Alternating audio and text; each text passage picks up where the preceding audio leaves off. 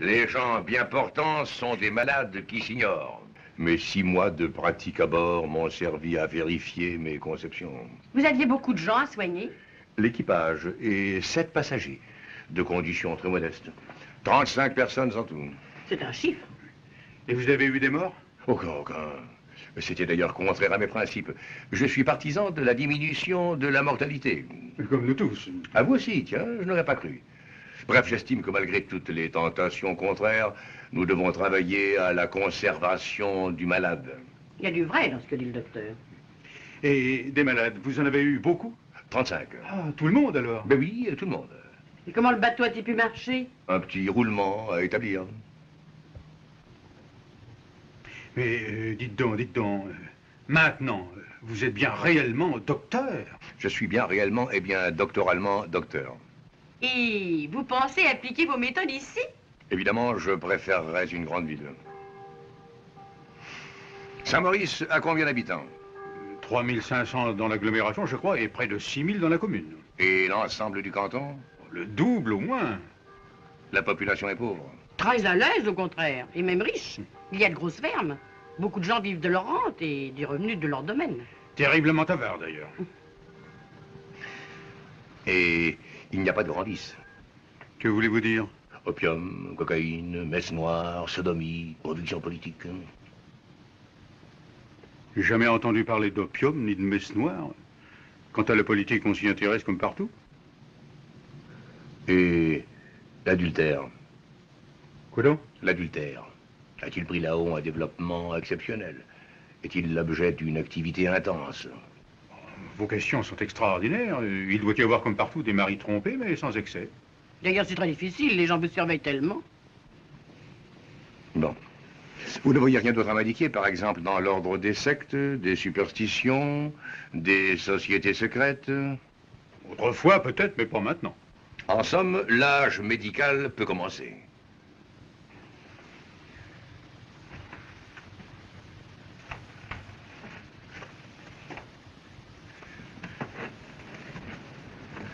Mon cher confrère, j'ai l'impression que vous avez gâché là-haut une situation magnifique.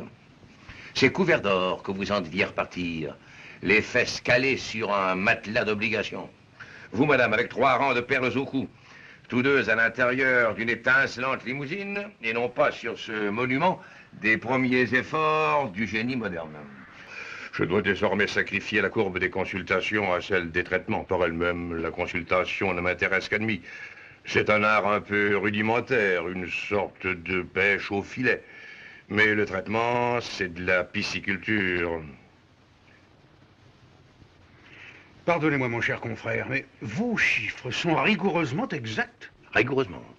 En une semaine, il a pu se trouver dans le canton de Saint-Maurice 150 personnes qui se soient dérangées de chez elles pour venir faire la queue, en payant, à la porte du médecin.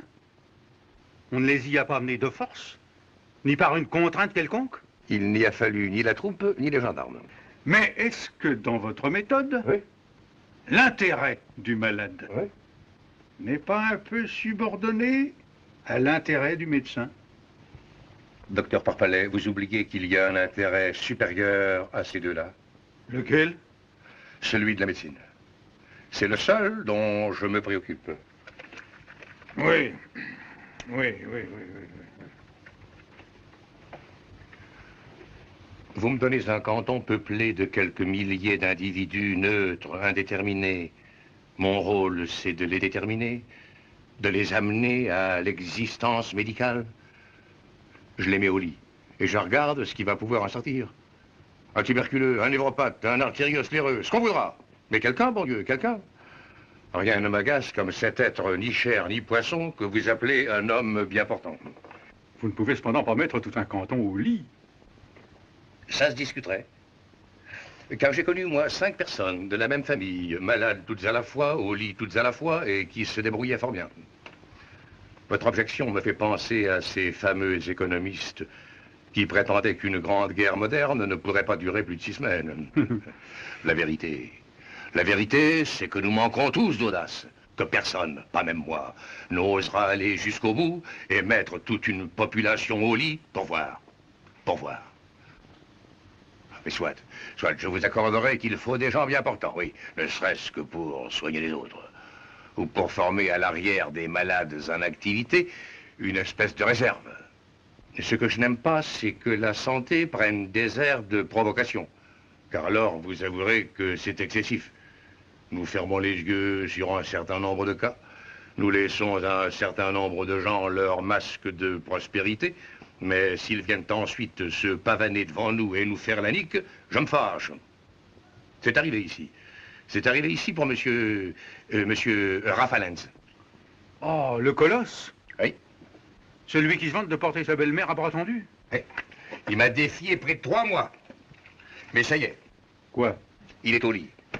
Ces vantardises commençaient à affaiblir l'esprit médical de la population. Mais vous ne pensez qu'à la médecine? Et parbleu! Venez un peu ici, docteur Parpalet. Vous connaissez la vue qu'on a de cette fenêtre? La première fois où je me suis planté ici, au lendemain de mon arrivée, je n'étais pas trop fier. Je sentais que ma présence ne pesait pas lourd. Ce vaste terroir se passait insolemment de moi et de mes pareils. Mais maintenant, j'ai autant d'aise à me trouver ici qu'à son clavier l'organiste des grandes orgues. Dans 250 de ces maisons. Il s'en faut que nous les voyions toutes à cause de l'éloignement. Il y a 250 chambres où quelqu'un confesse la médecine. 250 lits où un corps étendu témoigne que la vie a un sens. Et grâce à moi, un sens médical. La nuit, c'est encore plus beau car il y a les lumières. Et presque toutes les lumières sont à moi. Les non-malades dorment dans les ténèbres. Ils sont supprimés. Mais les malades ont gardé leur veilleuse ou leur lampe. Tout ce qui reste en marge de la médecine, la nuit m'en débarrasse, m'en dérobe l'agacement et le défi. Le canton fait place à une sorte de firmament dont je suis le créateur continuel. Et je ne vous parle pas des cloches. Songez que pour tout ce monde, leur premier office est de rappeler mes prescriptions, qu'elles sont la voix de mes ordonnances. Songez que dans quelques instants, il va sonner 6 heures, que pour tous mes malades, 6 heures, c'est la 2e prise de température rectale, et que dans quelques instants, 250 thermomètres vont pénétrer à la fois.